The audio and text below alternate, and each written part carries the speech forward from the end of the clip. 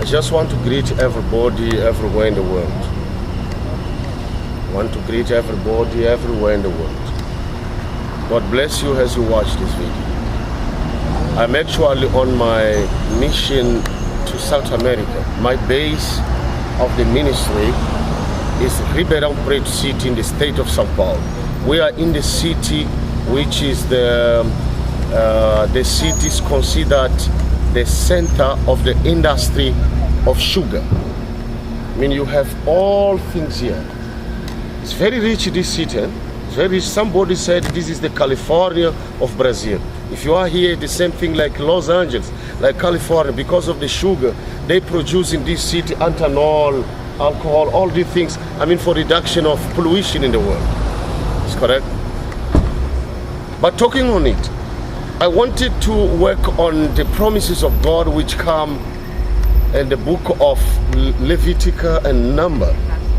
Even Deuteronomy, it keep on repeating the same thing, showing the greatness of the promises of God. God said to Israel while moving in the desert, the major promises there was that Israel could not lack food, could not lack water, could not lack clothing.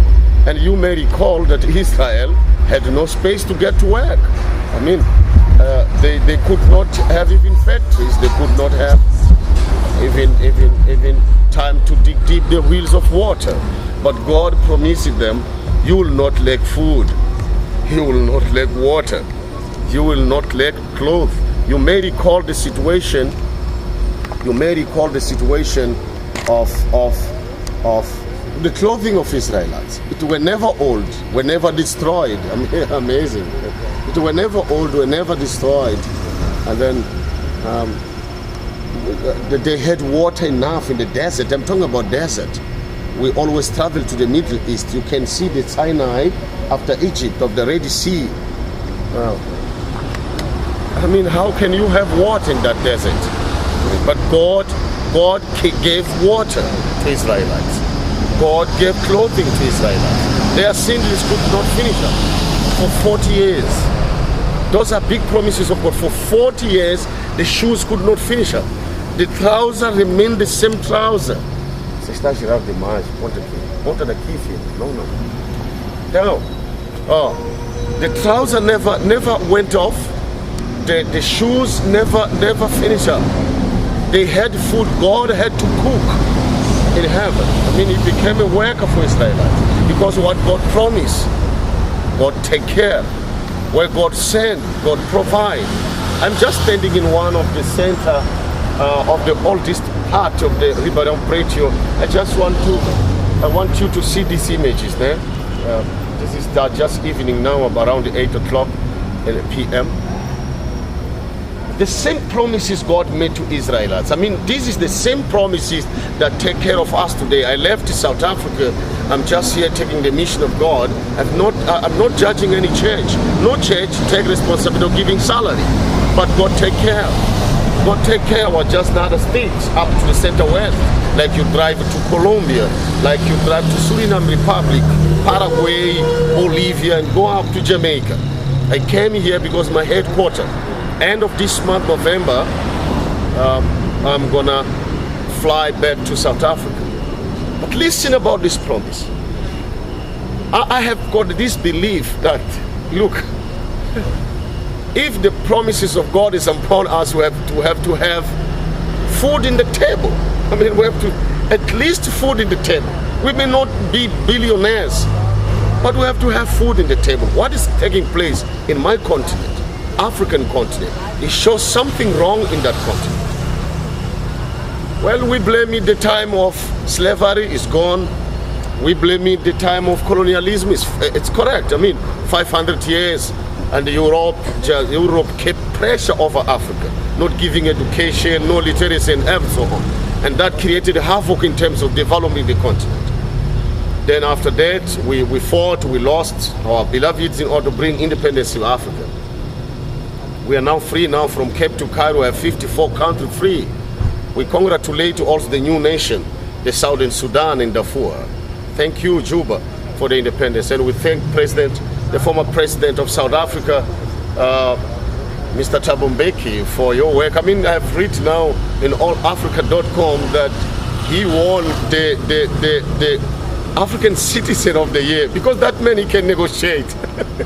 You negotiated, Baba Mbeki, in Zimbabwe. Now you've done it in South Sudan. Congratulations, South Africa, my country. Thank you very much. I mean, Allah Mbeki. Now listen to this.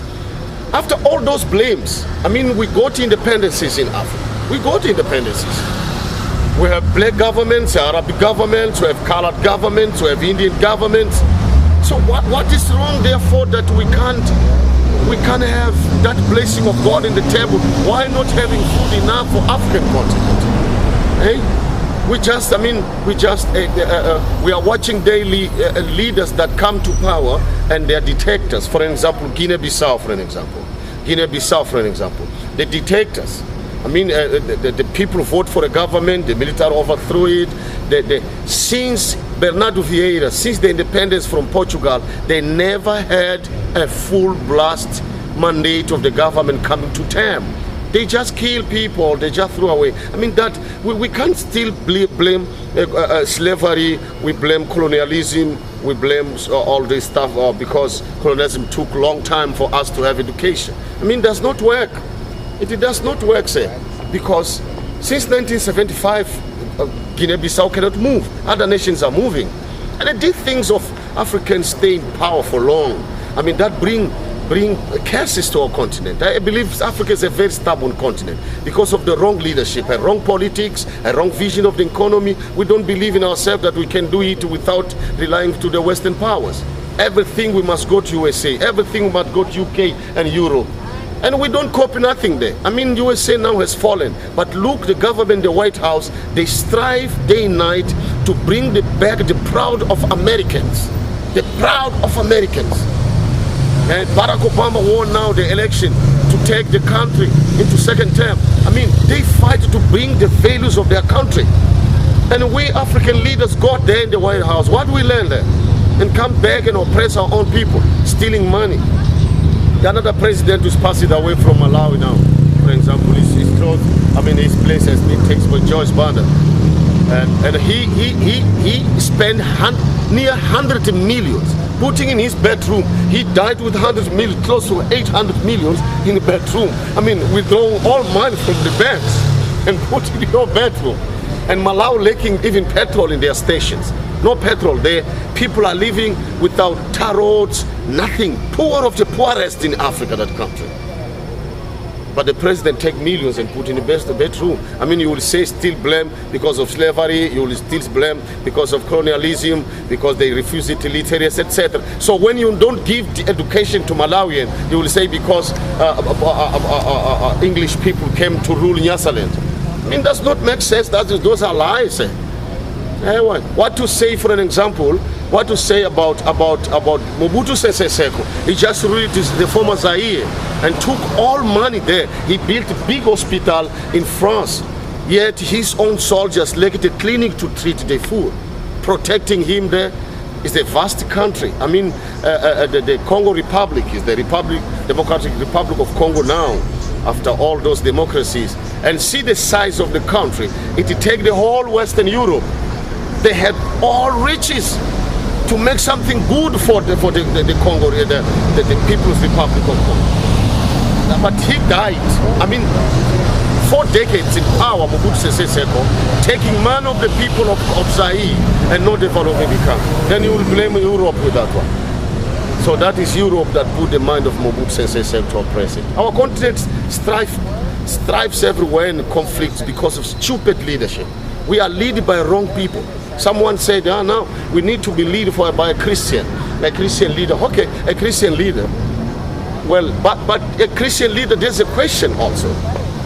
Because, you understand, because President, the late President Frederick Chiluba, he believed in God, he was a believer.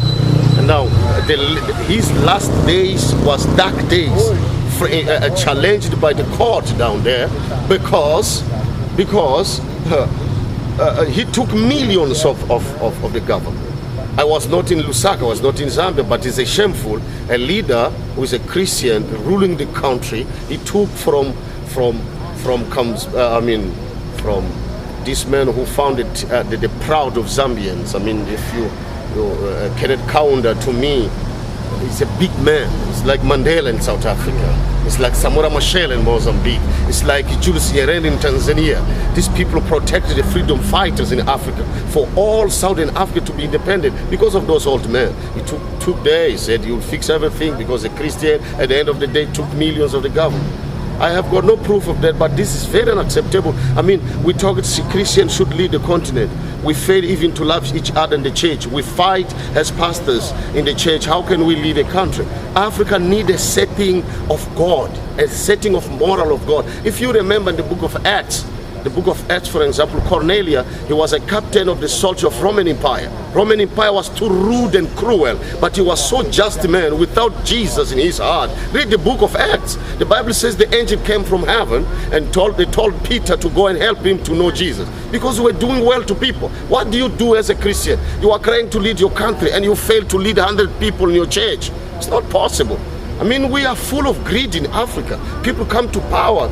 President Eduardo dos Santos, for example, he don't want to leave Luanda. He don't want to leave the government there. Do you think the MPLA party do not have another person to lead Angola, if not José Eduardo dos Santos? They dig deep there, the petrol there in Angola, and people suffer to develop themselves. Look, the price of chicken in Luanda. South Africa blamed to petrol. They say no, the energy is too hard in South Africa because we buy petrol from Iran and faraway places. So that's why food is so expensive in South Africa, my country. And why chicken is so expensive in Angola if the petrol is coming from the soil of Angola? Why people are suffering in Nigeria? Sani Abacha also was a dictator general that just robbed his own people. Now what people are still suffering in Kenya, a very smart country. Go and see the villages in Kenya. It's a disgrace. And see the riches in Nairobi, see the riches in Mombasa. The problem actually is not the wealth. The problem is the moral. But let me remind you, you must read the book of Leviticus, the book of Number, the book of Deuteronomy, and see the promises of God. The promise of God, first of all, to have food in the table. People need food security. Now we are in Brazil. I'm about to close this one. We are in Brazil. Brazil is a huge country with 27 states, with close to 200 million people. It's beyond USA, just up here. With over 300 million people in the United States of America. But this country provides to the world with 20% of the food needed of over 6 billion people who are dwelling the planet. Just Brazil alone. They are home of meat. They are home of water. For example, go to Amazonas. It's the best of the best. They call the lung of the world, as they used to say, pulmão do mundo. There's a lot of water there to give to the whole world. Then what is wrong therefore? I mean, this country, we talk about the reduction of the emissions of gas. Today the cars are flex power. Yeah. They produce flex power everywhere in Brazil. They use gas, they use ethanol, they use petrol. I mean, the Petrobras is leading the production of energy in the South Atlantic beaches. Why could we do this? We have got a lot of trees in Africa. We could produce biodiesel to move our buses and reduce gas emission and save our world. Canada decided to run away from that organization. Amazing. How a big country like Canada ran away from this organization of gas emission or reducing the gas emissions. Why countries like USA refuse to reduce it? We have got opportunity to use the natural gas. Let me tell you, God's blessing is for you to have food in the table. Africa must adjust itself. I pray for my continent. I pray. I mean, we supported Muammar Gaddafi, a dictator for 42 years, killing his own people.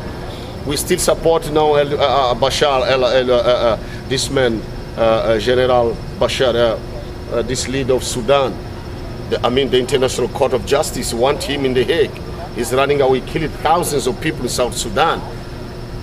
Oh, God of Israel, how can the African Union support dictators? Now Somalia is in a confusion. We can't keep peace, we don't create. Africa, God bless you indeed. My call for all 1 billion of Africans is to come to Jesus and confess Jesus. Our government need to have moral. Stop stealing money from your own people. Stop stealing money from your own people. Be a just person. Copy from other people. In South Africa, we are the major producer of meal after the United States of America. Yet we buy very expensive meal there. It's a disgrace. We are 7th major industry of automobile in the whole world. Today, South Africa has the most beautiful vehicles of the world. But you still buy expensive. I mean, the industry of these Benz is there. I mean, the BMW is there, the Range Rover is there, the Volvo, everything's are there, but buy expensive. Something wrong in Africa. We have to fix it. Join us, please, in our Africa Leadership Strategic Conference, where we pray for the continent and we point to the wrong leaders and report to God in the name of Jesus the Lamb to remove them from power. In Jesus' name, God bless you richly. Amen.